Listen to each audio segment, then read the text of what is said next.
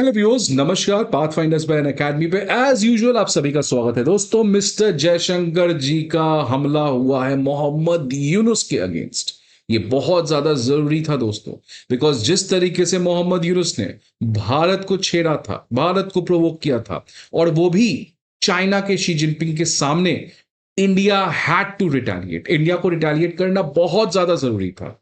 और अब finally mister Jaishankar जी ने अपने सेंस ऑफ ह्यूमर के स्टाइल में मोहम्मद यूनुस को ऐसा बोला है कि जरूर मोहम्मद यूनुस इस समय डिलेमा में होंगे कि भैया क्या ही गलतियां मैंने कर दी। और अब मोहम्मद यूनुस तो इनफैक्ट ये भी सोच रहे होंगे कि बिम्स्टेक के लिए जाना है कि नहीं जाना है, बिकॉज अब जयशंकर जी अभी से ये कह रहे हैं तो प्राइम मिनिस्टर मोदी को तो आना बचा है।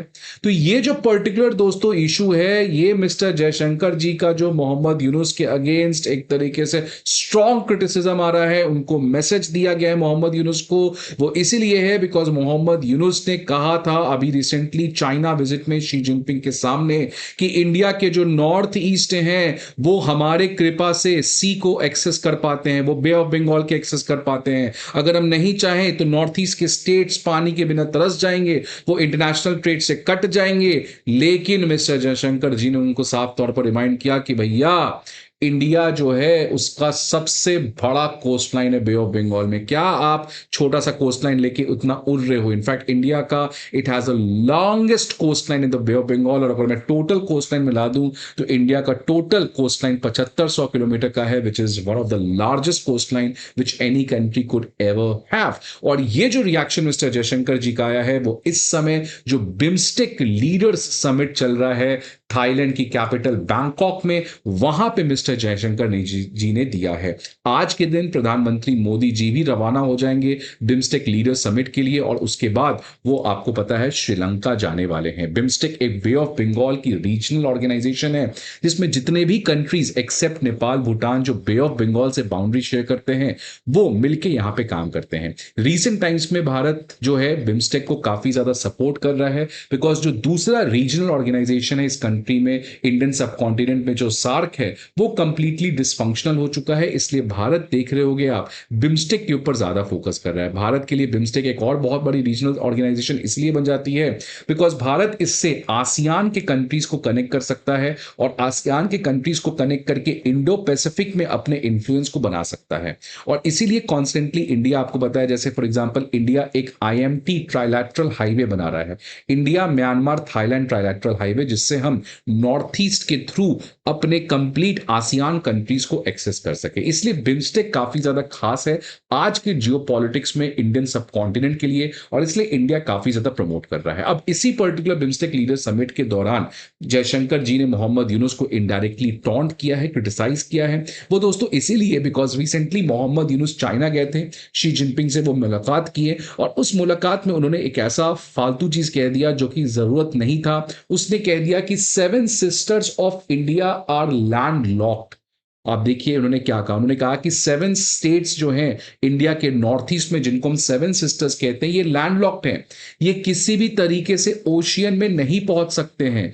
We are the only guardian of the ocean. अब फ्रेंड्स देखिए कितना बड़ा बात कह दिया इसने, कि हम पूरे ओशियन के गार्जियन हैं, और हमारे बिना ये जो नॉर्थ ईस्ट के स्टेट्स हैं वो कभी भी ओशियन में एक्सेस नहीं ले सकते हैं। मतलब एक तरीके से ये चाइना को कहना चाह रहे हैं कि अगर कल को इंडिया कोई प्रॉब्लम क्रिएट करता है तो एज यूजुअल जो इन कंट्रीज का हमेशा से प्लानिंग रहा है कि कैसे नॉर्थ ईस्ट को यूज करके इंडिया को परेशान किया जा सके, इसीलिए वापस से मोहम्मद यूनुस एक तरीके का मैसेज देना चाह रहे हैं चाइना के शी जिनपिंग में कि अगर कल को कोई प्रॉब्लम होता है तो हम नॉर्थ ईस्ट का जो सी के एक्सेस है उसको कंप्लीटली ब्लॉक कर देंगे। उसने कहा कि बांग्लादेश जो है वो एक इकलौता गार्जियन है इस पर्टिकुलर ओशियन का, और इसीलिए चाइना की इकोनॉमी के लिए एक बहुत बड़ा अपॉर्चुनिटी है कि चाइना जो है वो बांग्लादेश में चीजें को बनाए, और बांग्लादेश से डायरेक्टली वो बे ऑफ बंगाल के थ्रू यूरोपियन मार्केट या जहां भी जाना है उसको एक्सपोर्ट कर सके। लेकिन ये भूल रहा है कि बांग्लादेश जो ये सोच रहा है कि इस पूरे बे ऑफ बंगाल में उसका इतना कोस्टलाइन से पूरा इंफ्लुएंस बन सकता है, तो आप सोचिए कितनी बड़ी बेवकूफी की बात मोहम्मद यूनुस ने किया था। बिकॉज आप दोस्तों देख सकते हैं कि इंडिया का कोस्टलाइन इतना बड़ा है, और अगर तुम बे ऑफ बंगाल से बच के यहां निकल जाओगे तो फिर तो आना अरेबियन सी में। यहाँ भी हमारा कोस्ट लाइन है। तो एक तरीके से ये जो मैसेज था वो काफ़ी गलत था। इसके अलावा मोहम्मद यूनुस ने ये भी कहा कि इंडिया को आइसोलेट करने का साजिश एक तरीके से क्लियर कट वहाँ पे दिखते हुए नज़र आया, बिकॉज़ शी जिनपिंग उसने कहा कि नेपाल के पास हाइड्रो पावर है, भूटान के पास हाइड्रो पावर है और चाइना के पास बहुत ज़्यादा रिसोर्सेज़ है। बांग्लादेश, चाइना, नेपाल और भूटान इन सभी को मिलके काम करना चाहिए। तो जिस तरीके से इंडिया के ऊपर इनडायरेक्टली मोहम्मद यूनुस ने काफ़ी ज़्यादा मैसेजिंग देने का काम किया था, इंडिया का रिटेलिएशन बनता था क्योंकि क्रिटिसिज्म बहुत ज्यादा आ रहा था। Important persons like Sanjeev Sanyal ने ट्वीट में कहा था कि इस पर्टिकुलर स्टेटमेंट का मोहम्मद यूनुस का लॉजिक क्या बनता है, और इनफैक्ट हेमंत बिस्वा शर्मा उसने भी कहा कि it's very offensive and strongly commendable. तो इंडिया में एक आक्रोश था इस पर्टिकुलर स्टेटमेंट के वजह से कि जिस तरीके से chicken snake corridor north east हमेशा ये पाकिस्तान, बांग्लादेश और चाइना प्रॉब्लम क्रिएट करना चाहता है, और देश के लीडर से मोहम्मद यूनुस से इस तरीके से पब्लिकली नॉर्थ ईस्ट को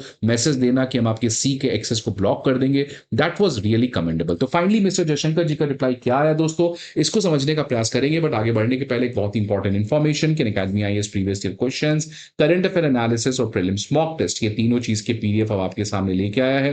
ये सारे पीडीएफ अब आपको अकेडमी आईएएस के द्वारा फ्री ऑफ कॉस्ट प्रोवाइड किए जा रहे हैं। ये पीडीएफ आपको हमारे वीडियो पे दिए गए डिस्क्रिप्शन के लिंक पर मिलेगा। इसके अलावा friends, if you need any other information feel free to call on this number और you can also visit any of our offline centres. तो देखिए, पहला चीज जो मिस्टर जयशंकर जी ने मोहम्मद यूनुस को साफ तौर पे बताया कि आप ये मत सोचिए कि आप एक लौते गार्जियन हो ओशियन के।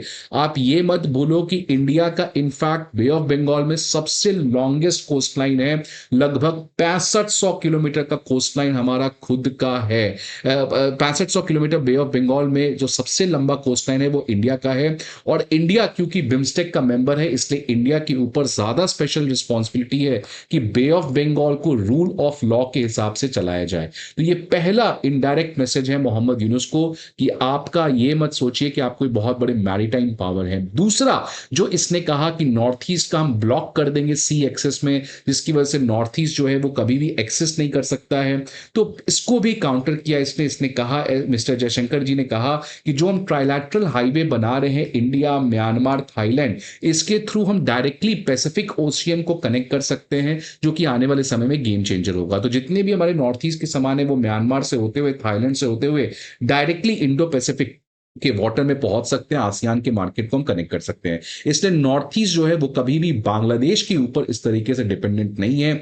तीसरा मैसेज मिस्टर जयशंकर जी ने कहा कि नॉर्थ ईस्ट जो है वो आज के दौर पर एक बहुत ही इंपॉर्टेंट कनेक्टिविटी हब बन चुका है बिम्स्टेक कंट्रीज के लिए, जहां पे रोड, रेलवेज, वाटरवेज, ग्रिड्स और पाइपलाइन आ रहे हैं।